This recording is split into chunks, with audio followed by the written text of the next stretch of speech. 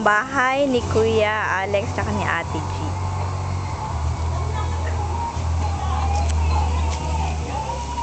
Yan.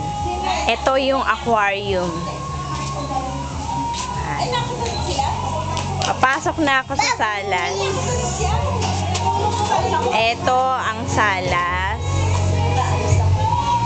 Yung si Mami nag-aayos pa. Yan. Ito ang salas nila. Yan. Ito yung bahay ni Ate Osi. Sila muna ang tumitira. Mami, pa-hello-hello ka pa dyan. Si Lynn, takot sa tao. Yan. Ito yung second floor dapat, pero sarado.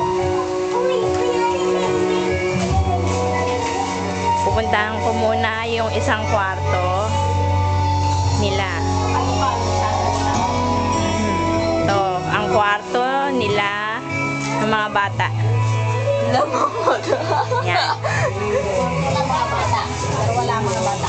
Yan yung kama nila. Double bed yan. Yan. Tapos dito daw sila sa sahig natutulog nila ate. Punta naman tayo sa kabilang kwarto.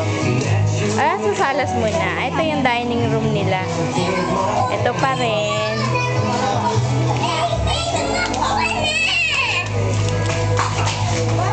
Ito naman yung kabilang kwarto. Pasok tayo.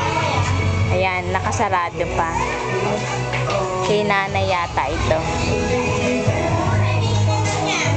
Punta naman tayo sa kusina. Dito sila nagluluto. Si Kuya Alex. Tsaka si Ate G. Yan, yung birthday celebrant. Yan. Ano bang ginagawa natin dyan? Hugas ng plato. May napalo na bata. May natalo na bata. Masyado mahal naman yung kuya. Sana muna itong digital camera. May video pa mamaya panonoorin natin to. Ang sipag nila. Oh, syempre! Tsaka sa computer pwede rin. Mamaya. Punta naman tayo sa kabila. Ito yung CR nila, naliligo si Ayla, pero hindi ko na pwedeng pasukin. Lalabas naman ako.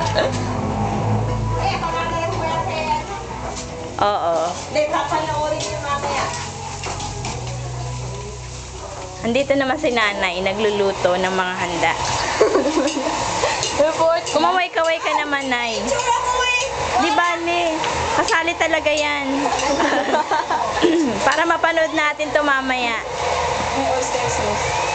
Ano yung niluluto niya, nay? Oo, sama mo sa singkamas. Naglagay na kayo ng kusina. Anong menu yan, nay? Dati wala Oyster. Oyster. Oyster pork with oyster sauce. Yan. Dito na kayo nagluluto. Dito daw sila nagluluto. Ito, may poso. May pusa. Pusa ulit. May tangke. Yan. Ito pa yung bahay. Hindi pa buo. Yan. Maliwanag, di ba? Okay, babay na muna.